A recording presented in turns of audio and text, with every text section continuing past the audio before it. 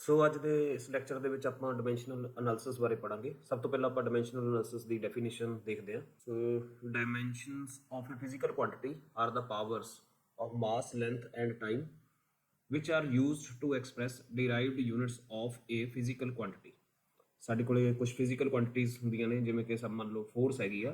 ਹੁਣ ਇਸ ਦੇ ਜਦੋਂ ਆਪਾਂ ਯੂਨਿਟਸ ਲਿਖਦੇ ਆ, ਵੈਸੇ ਤਾਂ ਇਹਦਾ ਨਾਮ ਯੂਨਿਟ ਦਾ ਹੈਗਾ ਨਿਊਟਨ, ਬਟ ਅਦਰਵਾਈਜ਼ ਇਸ ਨੂੰ ਆਪਾਂ ਨੇ ਜੇ ਮਾਸ, ਲੈਂਥ ਤੇ ਟਾਈਮ ਦੀ ਫਾਰਮ ਵਿੱਚ ਲਿਖਣਾ ਹੋਵੇ ਤਾਂ ਹੁੰਦਾ ਹੈ kilogram metre per square second. So ਇਸ ਦੇ ਵਿੱਚ ਕਿਲੋਗ੍ਰਾਮ ਦੀ ਪਾਵਰ 1 ਆ, ਮੀਟਰ ਦੀ ਵੀ ਪਾਵਰ 1 ਆ ਤੇ ਸੈਕੰਡ ਦੀ ਪਾਵਰ -2 ਆ। ਸੋ ਇਸ ਕਿਉਂਕਿ ਕਿਲੋਗ੍ਰਾਮ ਮਾਸ ਦਾ ਯੂਨਿਟ ਆ, ਇਸ ਲਈ ਅਸੀਂ ਇਹਦੇ ਡਾਇਮੈਂਸ਼ਨ ਨੂੰ ਅਸੀਂ m ਦੀ ਪਾਵਰ 1 ਤੇ ਕਿਉਂਕਿ ਮੀਟਰ ਲੈਂਥ ਦਾ ਯੂਨਿਟ ਆ, ਇਸ ਲਈ ਲੈਂਥ ਦਾ ਜਿਹੜਾ ਡਾਇਮੈਂਸ਼ਨ ਆ ਉਸ ਦਾ ਸਿੰਬਲ l ਲਿਖਿਆ ਜਾਂਦਾ ਹੈ।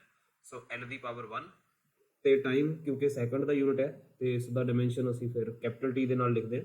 ਸੋ ਇਸ ਲਈ ਫੋਰਸ ਦੇ ਜਿਹੜੇ ਡਾਇਮੈਂਸ਼ਨਸ ਨੇ ਉਹ m/l/t-2 ਹੁੰਦੇ ਨੇ। ਸੋ ਇਸ ਤਰ੍ਹਾਂ ਜਦੋਂ ਅਸੀਂ ਮਾਸ ਦੀ ਪਾਵਰ, ਲੈਂਥ ਦੀ ਪਾਵਰ ਤੇ ਟਾਈਮ ਦੀ ਪਾਵਰ ਲਿਖਦੇ ਹਾਂ ਤਾਂ ਕਿ ਉਸ ਕੁਆਂਟੀਟੀ ਦਾ ਡਿਰਾਈਵਡ ਯੂਨਿਟ ਸਾਨੂੰ ਮਿਲ ਜਾਵੇ ਤਾਂ ਉਹਨਾਂ ਨੂੰ ਅਸੀਂ ਡਾਇਮੈਂਸ਼ਨਸ ਕਹਿੰਦੇ ਹਾਂ। ਇਸ ਲਈ ਜਿਹੜਾ ਫੋਰਸ ਦਾ ਯੂਨਿਟ ਆ ਉਹ ਤਾਂ ਨਿਊਟਨ ਵੀ ਹੈਗਾ ਆ, kilogram metre per square second ਵੀ ਹੈਗਾ, ਪਰ ਫੋਰਸ ਦੇ ਜਿਹੜੇ ਡਾਇਮੈਂਸ਼ਨਸ ਨੇ ਉਹ ਹੈਗੇ ਨੇ ml/t-2। ਸੋ ਮੈਨੂੰ ਲੱਗਦਾ ਕਿ ਇਹਦੇ ਨਾਲ ਸਾਨੂੰ ਡਾਇਮੈਂਸ਼ਨਸ ਦੀ ਡੈਫੀਨੇਸ਼ਨ ਸਮਝ ਲੱਗ ਜਾਵੇਗੀ। ਹੁਣ ਅਸੀਂ ਇਹ ਨੋਟ ਕਰਦੇ ਹਾਂ ਕਿ ਜਿਹੜੀਆਂ ਡਾਇਮੈਂਸ਼ਨਸ ਨੇ ਇਹ ਨਾਰਮਲੀ ਇਹਨਾਂ ਨੂੰ ਬ੍ਰੌਡਲੀ 3 ਕੈਟਾਗਰੀਜ਼ ਦੇ ਵਿੱਚ ਰੱਖਿਆ ਜਾਂਦਾ ਹੈ। ਆਪਾਂ ਦੇਖਦੇ ਹਾਂ ਹੁਣ ਇਹ 3 ਕੈਟਾਗਰੀਜ਼ ਕਿਹੜੀਆਂ ਨੇ। ਸੋ ਪਹਿਲੀ ਕੈਟਾਗਰੀ ਹੈਗੀ ਹੈ ਮਕੈਨਿਕਸ। ਸੋ ਸਭ ਤੋਂ ਜ਼ਿਆਦਾ ਡਾਇਮੈਂਸ਼ਨਸ ਦੀਆਂ ਪ੍ਰੋਬਲਮਸ ਅਸੀਂ ਮਕੈਨਿਕਸ ਦੇ ਨਾਲ ਰਿਲੇਟਡ ਸਟੱਡੀ ਕਰਦੇ ਹਾਂ। ਮਕੈਨਿਕਸ ਦੇ ਵਿੱਚ ਅਸੀਂ ਮੋਸ਼ਨ ਆਬਜੈਕਟਾਂ ਦਾ ਸਟੱਡੀ ਕਰਦੇ ਹਾਂ ਤੇ ਜਦੋਂ ਅਸੀਂ ਕਿਸੇ ਆਬਜੈਕਟ ਦਾ ਮੋਸ਼ਨ ਸਟੱਡੀ ਕਰਦੇ ਹਾਂ ਤਾਂ ਉਹਨਾਂ ਦੇ ਜਿਹੜੇ ਡਾਇਮੈਂਸ਼ਨਸ ਨੇ ਉਹ ਜ਼ਿਆਦਾਤਰ ਮਾਸ, ਲੈਂਥ ਅਤੇ ਟਾਈਮ ਦੀ ਫਾਰਮ ਵਿੱਚ ਹੀ ਹੁੰਦੇ ਨੇ। ਸੋ ਇਸ ਲਈ ਜਦੋਂ ਅਸੀਂ ਮਕੈਨਿਕਸ ਦੀ ਕੋਈ ਪ੍ਰੋਬਲਮ ਸਟੱਡੀ ਕਰਾਂਗੇ ਤੇ ਉਹਦੇ ਵਿੱਚ ਇਨਵੋਲਵ ਹੋ ਰਹੀਆਂ ਜਿਹੜੀਆਂ ਫਿਜ਼ੀਕਲ ਕੁਆਂਟੀਟੀਜ਼ ਨੇ ਉਹਨਾਂ ਦੇ ਡਾਇਮੈਂਸ਼ਨ ਵਿੱਚ ਸਿਰਫ ਮਾਸ, ਲੈਂਥ ਤੇ ਟਾਈਮ ਹੋਇਆ ਕਰਨਗੇ। ਸੋ ਇਸ 3 ਡਾਇਮੈਂਸ਼ਨਸ ਦੇ ਸੈੱਟ ਨੂੰ ਅਸੀਂ ਮਕੈਨਿਕਸ ਦੀ ਕੈਟਾਗਰੀ ਦੇ ਵਿੱਚ ਪਾਉਂਦੇ ਹਾਂ। ਦੂਜੀ ਕੈਟਾਗਰੀ ਹੈਗੀ ਹੈ ਇਲੈਕਟ੍ਰੀਸਿਟੀ। ਇਲੈਕਟ੍ਰੀਸਿਟੀ ਦੇ ਵਿੱਚ ਸਾਡੇ ਕੋਲ ਇੱਕ ਐਕਸਟਰਾ ਡਾਇਮੈਂਸ਼ਨ ਆ ਜਾਂਦਾ ਹੈ, ਉਹ ਕਰੰਟ ਦਾ ਆ ਜਾਂਦਾ ਹੈ। ਸੋ ਕਰੰਟ ਦੇ ਡਾਇਮੈਂਸ਼ਨ ਦਾ ਸਿੰਬਲ ਕਈ ਵਾਰੀ ਅਸੀਂ I ਵੀ ਲੈ ਲੈਂਦੇ ਹਾਂ ਤੇ ਕਈ ਵਾਰੀ ਅਸੀਂ A ਵੀ ਲੈ ਲੈਂਦੇ ਹਾਂ। ਸੋ ਕੁਝ ਆਥਰ ਉਸਨੂੰ I ਲਿਖਦੇ, ਕੁਝ A ਲਿਖਦੇ, ਸੋ ਮੈਂ ਇਸ ਲਈ ਦੋਨੋਂ ਹੀ ਡਾਇਮੈਂਸ਼ਨਸ ਲਿਖ ਦਿੱਤੇ। ਸੋ ਜਦੋਂ ਅਸੀਂ ਇਲੈਕਟ੍ਰੀਸਿਟੀ ਦੀਆਂ ਪ੍ਰੋਬਲਮ ਦੇਖਾਂਗੇ ਤਾਂ ਉਹਨਾਂ ਦੇ ਵਿੱਚ ਜਿਹੜੇ ਡਾਇਮੈਂਸ਼ਨਸ ਨੇ ਉਹ ਮਾਸ, ਲੈਂਥ, ਟਾਈਮ, ਇਹ 3 ਤਾਂ ਆਉਣਗੇ ਹੀ ਆਉਣਗੇ, ਨਾਲ ਕਰੰਟ ਦਾ ਡਾਇਮੈਂਸ਼ਨ ਵੀ ਆਏਗਾ ਤੇ ਟੋਟਲ ਡਾਇਮੈਂਸ਼ਨਸ ਇਲੈਕਟ੍ਰੀਸਿਟੀ ਦੀਆਂ ਪ੍ਰੋਬਲਮਾਂ ਦੇ ਵਿੱਚ ਵੱਧ ਤੋਂ ਵੱਧ ਡਾਇਮੈਂਸ਼ਨਸ ਦੀ ਜਿਹੜੀ ਗਿਣਤੀ ਆ ਉਹ 4 ਹੋ ਸਕਦੀ। ਤੇ ਤੀਸਰੀ ਜਿਹੜੀ ਕੈਟਾਗਰੀ ਹੈਗੀ ਆ ਉਹ ਹੈਗੀ ਆ ਥਰਮੋਡਾਇਨਾਮਿਕਸ। ਥਰਮੋਡਾਇਨਾਮਿਕਸ ਦੇ ਵਿੱਚ ਸਾਡੇ ਕੋਲੇ ਮਾਸ, ਲੈਂਥ ਤੇ ਟਾਈਮ ਇਹ 3 ਤਾਂ ਹੁੰਦੀਆਂ ਹੀ ਹੁੰਦੀਆਂ ਨੇ। ਇਸ ਤੋਂ ਇਲਾਵਾ ਸਾਡੇ ਕੋਲ ਇੱਕ ਐਕਸਟਰਾ ਡਾਇਮੈਂਸ਼ਨ ਆ ਜਾਂਦਾ ਹੈ, ਉਹ ਹੁੰਦਾ ਹੈ ਟੈਂਪਰੇਚਰ। ਸੋ ਟੈਂਪਰੇਚਰ ਦੇ ਜਿਹੜੇ ਡਾਇਮੈਂਸ਼ਨ ਦਾ ਸਿੰਬਲ ਆ ਉਹ ਅਸੀਂ K ਲੈਂਦੇ ਹਾਂ। ਸੋ ਇਸ ਹਿਸਾਬ ਨਾਲ ਸਾਡੇ ਕੋਲੇ ਥਰਮੋਡਾਇਨਾਮਿਕਸ ਦੀਆਂ ਪ੍ਰੋਬਲਮਾਂ ਦੇ ਵਿੱਚ ਵੀ 4 ਡਾਇਮੈਂਸ਼ਨਸ ਹੋਣਗੇ, ਜਿਹਦੇ ਵਿੱਚੋਂ ਇੱਕ ਡਾਇਮੈਂਸ਼ਨ ਮਾਸ, ਦੂਸਰਾ ਲੈਂਥ, ਤੀਸਰਾ ਟਾਈਮ ਤੇ ਚੌਥਾ ਟੈਂਪਰੇਚਰ ਦਾ ਡਾਇਮੈਂਸ਼ਨ ਹੋ ਜਾਵੇਗਾ। ਹੁਣ ਡਾਇਮੈਂਸ਼ਨਸ ਨੂੰ ਸਟੱਡੀ ਕਰਨ ਦੇ ਲਈ ਸਾਨੂੰ ਕੁਝ ਬੇਸਿਕ ਡਾਇਮੈਂਸ਼ਨਸ ਜਿਹੜੇ ਨੇ, ਜਿਹੜੇ ਜ਼ਿਆਦਾਤਰ ਪ੍ਰੋਬਲਮਾਂ ਦੇ ਵਿੱਚ ਆਮ ਤੌਰ ਤੇ ਵਰਤੇ ਜਾਂਦੇ ਨੇ, ਉਹ ਯਾਦ ਰੱਖਣੇ ਪੈਣਗੇ। ਹੁਣ ਆਪਾਂ ਜਿਹੜੇ ਬੇਸਿਕ ਡਾਇਮੈਂਸ਼ਨਸ ਨੇ ਸਿੰਪਲੈਸਟ, ਅਸੀਂ ਉਹਨਾਂ ਦੇ ਟੇਬਲ ਬਣਾਉਂਦੇ ਹਾਂ। ਸੋ ਉਸ ਟੇਬਲ ਦੇ ਵਿੱਚ ਅਸੀਂ 4 ਚੀਜ਼ਾਂ ਲਿਖਾਂਗੇ। ਇੱਕ ਕਿਹੜੀ ਕੁਆਂਟੀਟੀ ਦਾ ਇਹ ਡਾਇਮੈਂਸ਼ਨ ਹੈ, ਫਿਰ ਉਸ ਕੁਆਂਟੀਟੀ ਦਾ ਸਿੰਬਲ ਕੀ ਹੈ, ਫਿਰ ਉਸ ਦਾ ਫਾਰਮੂਲਾ। ਫਾਰਮੂਲੇ ਸਾਨੂੰ ਹੌਲੀ ਹੌਲੀ ਯਾਦ ਹੋ ਜਾਣਗੇ, ਪਰ ਫਾਰਮੂਲੇ ਜਿਹੜੇ ਡਿਰਾਈਵਡ ਯੂਨਿਟਸ ਦੇ ਸਾਨੂੰ ਜਿੰਨੀ ਜਲਦੀ ਯਾਦ ਹੋਣ ਉਨਾ ਹੀ ਜਲਦੀ ਸਾਨੂੰ ਇਹ ਡਾਇਮੈਂਸ਼ਨਸ ਵਾਲਾ ਟੌਪਿਕ ਸਮਝ ਲੱਗੇਗਾ। ਤੇ ਉਸ ਤੋਂ ਬਾਅਦ ਉਸ ਕੁਆਂਟੀਟੀ ਦਾ ਡਾਇਮੈਂਸ਼ਨ ਕੀ ਹੋਊਗਾ। ਇਹ 4 ਅਸੀਂ ਫੀਲਡਾਂ ਇਸ ਟੇਬਲ ਦੇ ਵਿੱਚ ਰੱਖੀਆਂ ਨੇ। ਸੋ ਸਭ ਤੋਂ ਪਹਿਲਾਂ ਤਾਂ ਹੈਗਾ ਮਾਸ।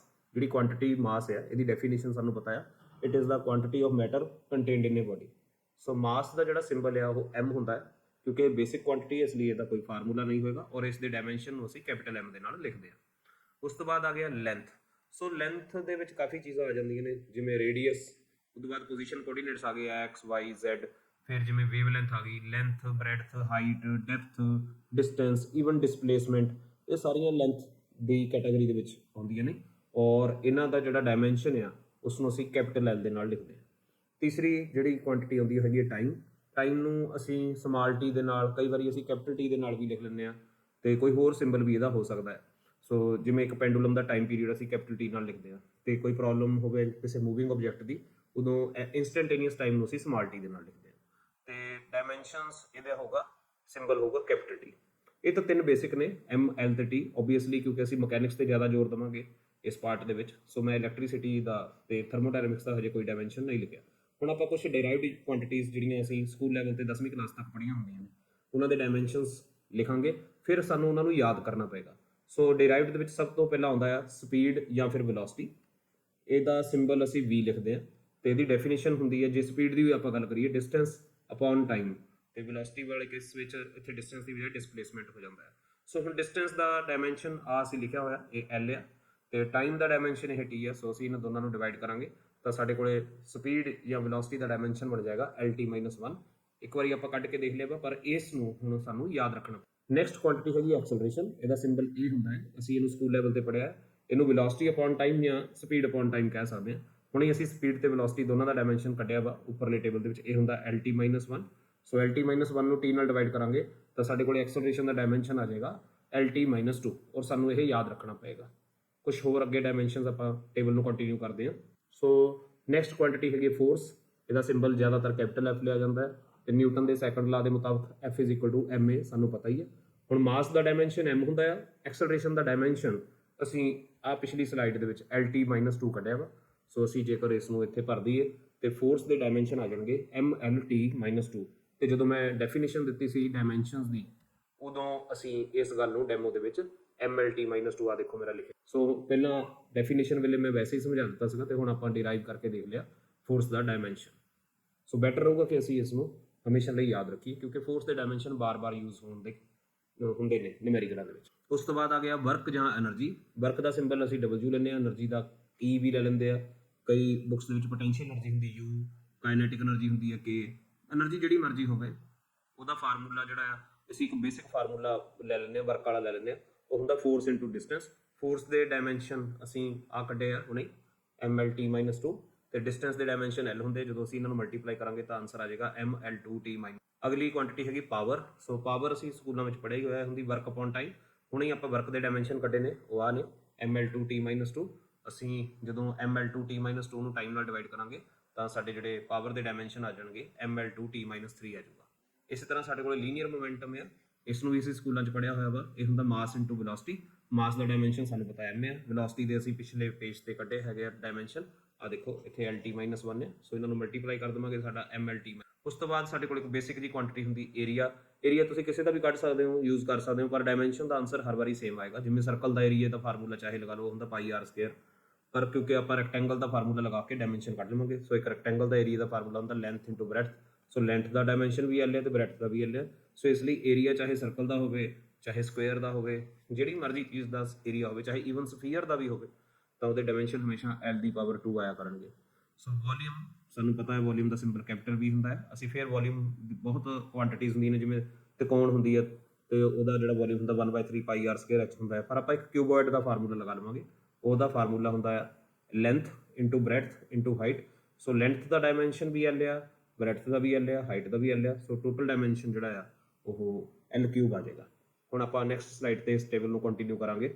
ਸੋ ਨੈਕਸਟ ਜਿਹੜਾ ਡਾਇਮੈਂਸ਼ਨ ਹੈ ਉਹ ਹੈਗਾ ਪ੍ਰੈਸ਼ਰ। ਪ੍ਰੈਸ਼ਰ ਦਾ ਸਿੰਬਲ ਕੈਪੀਟਲ P ਹੁੰਦਾ ਹੈ ਤੇ ਪ੍ਰੈਸ਼ਰ ਦਾ ਫਾਰਮੂਲਾ ਵੀ ਅਸੀਂ ਸਕੂਲ ਲੈਵਲ ਤੇ ਪੜ੍ਹਿਆ ਹੋਇਆ 10ਵੀਂ ਕਲਾਸ ਤੱਕ, ਉਹ ਹੁੰਦਾ ਫੋਰਸ ਅਪੋਨ ਏਰੀਆ। ਸੋ ਫੋਰਸ ਦੇ ਡਾਇਮੈਂਸ਼ਨ ਆਪਾਂ ਪਿਛਲੀ ਸਲਾਈਡ ਤੇ ਕੱਢੇ ਹੋਏ, ਦੇਖੋ ਇਹ ਹੈਗੇ ਆ mlt-2।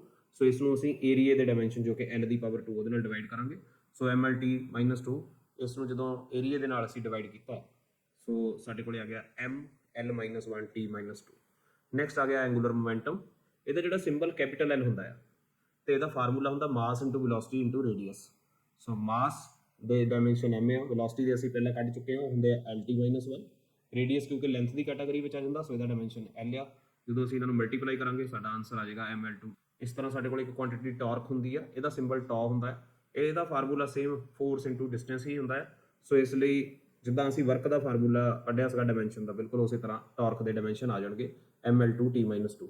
ਨੈਕਸਟ ਕੁਆਂਟੀਟੀ ਸਾਡੇ ਕੋਲ ਹੁੰਦੀ ਹੈ ਸਰਫੇਸ ਟੈਂਸ਼ਨ। ਇਹਦਾ ਜਿਹੜਾ ਸਿੰਬਲ ਕੈਪੀਟਲ T ਹੁੰਦਾ, ਇਹਦਾ ਫਾਰਮੂਲਾ ਤੁਸੀਂ +1 ਦੀ ਕਲਾਸ ਦੇ ਵਿੱਚ ਅੱਗੇ ਜਾ ਕੇ ਪੜ੍ਹੋਗੇ। ਇਹਦਾ ਫਾਰਮੂਲਾ ਹੁੰਦਾ ਫੋਰਸ ਅਪੋਨ ਲੈਂਥ। ਸੋ ਫੋਰਸ ਦੇ ਡਾਇਮੈਂਸ਼ਨ ਆਪਾਂ ਨੂੰ ਯਾਦ ਹੀ ਨੇ, ਉਹ ਹੁੰਦੇ mlt-2। ਇਹਨੂੰ ਲੈਂਥ ਦੇ ਡਾਇਮੈਂਸ਼ਨ ਨਾਲ ਜਦੋਂ ਡਿਵਾਈਡ ਕਰਾਂਗੇ ਤਾਂ ਸਾਡਾ ਆਨਸਰ ਆ ਜਾਏਗਾ mt-2। ਉਸ ਤੋਂ ਬਾਅਦ ਫੋਰਸ ਕਨਸਟੈਂਟ, ਇਹਦਾ ਸਿੰਬਲ K ਹੁੰਦਾ, ਫਾਰਮੂਲਾ ਇਹਦਾ ਵੀ ਇਹੀ ਹੁੰਦਾ ਫੋਰਸ ਅਪੋਨ ਲੈਂਥ। ਸੋ ਓਬਵੀਅਸਲੀ ਇਸ ਦੇ ਡਾਇਮੈਂਸ਼ਨ ਦੀ ਵੈਲਿਊ ਵੀ mt-2 ਆ ਜਾਏਗੀ। ਸੋ ਇਹ ਜਿਹੜੇ ਆਪਣੇ ਕੋਲੇ ਕੁਝ ਬੇਸਿਕ ਡਾਇਮੈਂਸ਼ਨਸ ਨੇ ਜਿਹੜੇ ਸਾਨੂੰ ਯਾਦ ਰੱਖਣਗੇ। ਇਸ ਤੋਂ ਬਾਅਦ ਅਸੀਂ ਨੂਮੈਰੀਕਲ ਸੋਲਵ ਕਰਾਂਗੇ। ਸੋ ਉਹਦੇ ਵਿੱਚ ਸਾਨੂੰ ਕੁਝ ਟਿਪਸ ਯਾਦ ਰੱਖਣੇ ਪੈਣਗੇ, ਨੂਮੈਰੀਕਲਸ ਕਿੱਦਾਂ ਵਧੀਆ ਤਰੀਕੇ ਨਾਲ ਸੋਲਵ ਹੋ ਸਕਦੇ ਨੇ। ਸੋ ਪਹਿਲਾ ਟਿਪ ਤਾਂ ਇਹ ਆ ਕਿ ਜਿਹੜਾ ਨੰਬਰਸ ਨੇ ਉਹਨਾਂ ਦਾ ਕੋਈ ਡਾਇਮੈਂਸ਼ਨ ਨਹੀਂ ਹੁੰਦਾ, ਜਿਵੇਂ 1 ਹੋ 2 3 8/5 -1 -2 2.5 ਵਗੈਰਾ, ਇਹਨਾਂ ਦੇ ਕਦੇ ਵੀ ਡਾਇਮੈਂਸ਼ਨਸ ਜਿਹੜੇ ਨਹੀਂ ਹੁੰਦੇ ਨੇ। ਇਸ ਲਈ ਕਿਸੇ ਵੀ ਫਾਰਮੂਲੇ ਦੇ ਵਿੱਚ ਜੇ ਕੋਈ ਨੰਬਰ ਆ ਗਿਆ ਤਾਂ ਉਸ ਦੇ ਡਾਇਮੈਂਸ਼ਨਸ ਤੁਸੀਂ m ਦੀ ਪਾਵਰ 0 n ਦੀ ਪਾਵਰ 0 ਤੇ t ਦੀ ਪਾਵਰ 0 ਆਪਣੇ ਆਪ ਲੈ ਲੈਣੇ। ਸੋ ਇਹ ਪਹਿਲਾ ਟਿਪ ਹੈ, ਸਾਨੂੰ ਯਾਦ ਰੱਖਣਾ ਪਏਗਾ। ਦੂਸਰਾ ਟਿਪ ਹੈਗਾ ਆ, ਤੇ ਕਈ ਵਾਰੀ ਸਾਨੂੰ ਕਾਂਸਟੈਂਟ ਆਫ ਪ੍ਰੋਪੋਰਸ਼ਨੈਲਿਟੀ ਇਕੁਏਸ਼ਨਾਂ ਦੇ ਵਿੱਚ ਆਏਗਾ, ਤੇ ਜੇਕਰ ਸਾਡੇ ਕੋਲੇ ਕੋਈ ਕਾਂਸਟੈਂਟ ਆਫ ਪ੍ਰੋਪੋਰਸ਼ਨੈਲਿਟੀ ਕਿਸੇ ਇਕੁਏਸ਼ਨ ਦੇ ਵਿੱਚ ਆ ਗਿਆ ਪਰ ਉਹਦਾ ਯੂਨਿਟ ਜਿਹੜਾ ਆ ਉਹ ਸਾਨੂੰ ਨਹੀਂ ਦੱਸਿਆ ਹੋਇਆ, ਤਾਂ ਤੁਸੀਂ ਉਸ ਨੂੰ ਬਿਨਾਂ ਕਿਸੇ ਰੀਜ਼ਨ ਤੋਂ ਆਪਣੇ ਆਪ ਇਹ ਸਟੈਂਡਰਡ ਆ ਉਹਨੂੰ ਡਾਇਮੈਂਸ਼ਨ ਲੈਸ ਲੈ ਲੈਣਾ ਹੈ। ਯਾਨੀ ਕਿ ਜੇ ਨੂਮੈਰੀਕਲ ਦੀ ਸਟੇਟਮੈਂਟ ਦੇ ਵਿੱਚ ਕਿਸੇ ਕਾਂਸਟੈਂਟ ਦੇ ਡਾਇਮੈਂਸ਼ਨ ਨਹੀਂ ਤੁਹਾਨੂੰ ਦੱਸੇ ਗਏ ਤਾਂ ਤੁਸੀਂ ਉਹਦੇ ਡਾਇਮੈਂਸ਼ਨਸ ਆਪਣੇ ਆਪ m ਦੀ ਪਾਵਰ 0 n ਦੀ ਪਾਵਰ 0 ਤੇ t ਦੀ ਪਾਵਰ 0 ਲੈ ਕੇ ਨੂਮੈਰੀਕਲ ਸੋਲਵ ਕਰ ਦੇਣਾ ਹੈ। ਇਹ ਦੋ ਟਿਪਸ ਜਿਹੜੇ ਆ ਸਾਨੂੰ ਨੂਮੈਰੀਕਲ ਸੋਲਵ ਕਰਨ ਦੇ ਲਈ ਬੜੇ ਹੈਲਪਫੁਲ ਹੋਣਗੇ। ਸੋ ਹੁਣ ਆਪਾਂ ਜਿਵੇਂ ਐਗਜ਼ਾਮਪਲ ਦਿੰਨੇ ਆ, ਸਾਡੇ ਕੋਲੇ ਪੋਟੈਂਸ਼ੀਅਲ એનર્ਜੀ ਦਾ ਕਿਸੇ ਮੰਨ ਲਓ ਕੁਐਸਚਨ ਦੇ ਵਿੱਚ ਸਟੇਟਮੈਂਟ ਆ, ਤੇ ਸਟੇਟਮੈਂਟ ਵਿੱਚ ਸਾਨੂੰ ਇਹ ਕਿਹਾ ਗਿਆ ਵਾ ਕਿ ਪੋਟੈਂਸ਼ੀਅਲ એનર્ਜੀ ਮਾਸ ਤੇ ਡਿਪੈਂਡ ਕਰਦੀ ਹੈ, ਐਕਸਲਰੇਸ਼ਨ ਡਿਊ ਟੂ ਗ੍ਰੈਵਿਟੀ ਤੇ ਡਿਪੈਂਡ ਕਰਦੀ ਹੈ, ਤੇ ਹਾਈਟ ਤੇ। ਹੁਣ ਅਸੀਂ ਇਹਨੂੰ ਲਿਖਾਂਗੇ ਪੋਟੈਂਸ਼ੀਅਲ એનર્ਜੀ ਦਾ ਮੰਨ ਲਓ ਸਿੰਬਲ u ਆ, ਤਾਂ ਅਸੀਂ ਲਿਖਾਂਗੇ u is proportional to mgh। ਹੁਣ ਇੱਥੇ ਪ੍ਰੋਪੋਰਸ਼ਨੈਲਿਟੀ ਨੂੰ ਅਸੀਂ ਜੇਕਰ ਇਕੁਐਲਿਟੀ ਵਿੱਚ ਕਨਵਰਟ ਕਰਨਾ ਹੋਵੇ ਤਾਂ ਸਾਡੇ ਕੋਲ ਇੱਕ ਕਾਂਸਟੈਂਟ ਆਏਗਾ k। ਹੁਣ ਇਸ ਕਾਂਸਟੈਂਟ ਦੇ ਬਾਰੇ ਮੰਨ ਲਓ ਸਟੇਟਮੈਂਟ ਦੇ ਵਿੱਚ ਕੁਝ ਵੀ ਨਹੀਂ ਕਿਹਾ, ਤਾਂ ਤੁਸੀਂ ਕੀ ਕਰਨਾ ਆ, ਜਦੋਂ ਵੀ ਕਿਤੇ ਡਾਇਮੈਂਸ਼ਨਸ ਕਰਨ ਦੀ ਲੋੜ ਪਈ ਤੇ ਇਸ ਕਾਂਸਟੈਂਟ ਦੇ ਡਾਇਮੈਂਸ਼ਨਸ ਜਿਹੜੇ ਨੇ ਉਹ m ਦੀ ਪਾਵਰ 0 l ਦੀ ਪਾਵਰ 0 t ਦੀ ਪਾਵਰ 0 ਆਪਣੇ ਆਪ ਲੈ ਲੈਣੇ ਨੇ। ਹੋਏਵਰ ਜੇਕਰ ਇਸ ਤਰ੍ਹਾਂ ਦੇ ਕਾਂਸਟੈਂਟਾਂ ਦੀ ਵੈਲਿਊ ਸਟੇਟਮੈਂਟ ਵਿੱਚ ਦਿੱਤੀ ਹੋਈ ਹੈ, ਡਾਇਮੈਂਸ਼ਨਸ ਦੀ ਵੀ ਤੇ ਵੈਸੇ ਵੀ ਵੈਲਿਊ, ਤਾਂ ਸਾਨੂੰ ਉਹ ਵੈਲਿਊ ਯੂਜ਼ ਕਰਨੀ ਪਏਗੀ।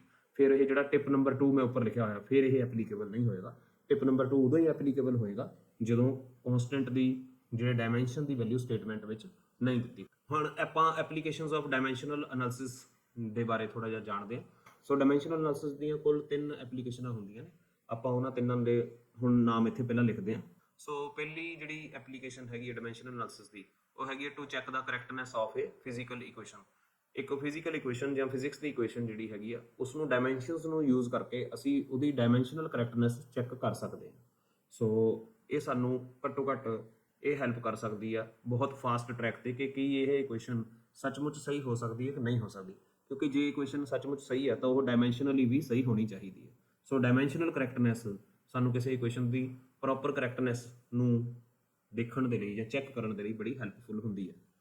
ਦੂਸਰਾ ਹੈਗਾ, ਜੇਕਰ ਇੱਕ ਕੁਆਂਟੀਟੀ ਹੋਰ 2-3 ਵੇਰੀਏਬਲਸ ਦੇ ਉੱਪਰ ਡਿਪੈਂਡ ਕਰਦੀ ਹੋਵੇ ਤਾਂ ਉਹਨਾਂ ਦੇ ਵਿੱਚ ਜਿਹੜਾ ਫਾਰਮੂਲਾ ਡਿਰਾਈਵ ਕਰਨ ਦੇ ਲਈ ਵੀ ਡਾਇਮੈਂਸ਼ਨਲ ਐਨਾਲਿਸਿਸ ਨੂੰ ਯੂਜ਼ ਕੀਤਾ ਜਾ ਸਕਦਾ ਹੈ। ਇਹ ਦੂਸਰੀ ਐਪਲੀਕੇਸ਼ਨ। ਤੀਸਰੀ ਐਪਲੀਕੇਸ਼ਨ ਹੈਗੀ ਆ ਕਿ ਜੇਕਰ ਸਾਡੇ ਕੋਲ ਇੱਕ ਕੁਆਂਟੀਟੀ ਹੋਵੇ, ਉਸ ਨੂੰ 2 ਡਿਫਰੈਂਟ ਯੂਨਿਟਸ ਦੇ ਵਿੱਚ ਆਪਾਂ ਨੇ ਐਕਸਪ੍ਰੈਸ ਕਰਨਾ ਹੋਵੇ, ਜਿਵੇਂ ਫੋਰਸ ਦਾ SI ਯੂਨਿਟ ਹੁੰਦਾ ਹੈ ਨਿਊਟਨ ਅਤੇ CGS ਯੂਨਿਟ ਹੁੰਦਾ ਹੈ ਡਾਈਨ। ਹੁਣ ਦੋਨੋਂ ਇਹ ਫੋਰਸ ਦੇ ਯੂਨਿਟ ਨੇ। ਜੇ ਅਸੀਂ ਇੱਕ ਨਿਊਟਨ ਤੇ ਇੱਕ ਡਾਈਨ ਦੇ ਵਿੱਚ ਰਿਲੇਸ਼ਨ ਲੱਭਣੀ ਹੋਵੇ ਤਾਂ ਸਾਨੂੰ ਡਾਇਮੈਂਸ਼ਨਲ ਐਨਾਲਿਸਿਸ ਬਹੁਤ ਹੈਲਪ ਕਰਦਾ ਹੈ। ਸੋ ਆਉਣ ਵਾਲੇ ਲੈਕਚਰ ਦੇ ਵਿੱਚ ਅਸੀਂ ਇਹਨਾਂ ਤਿੰਨਾਂ ਐਪਲੀਕੇਸ਼ਨਾਂ ਨੂੰ ਇੱਕ ਇੱਕ ਕਰਕੇ ਸਟੱਡੀ ਕਰਾਂਗੇ। Thank you.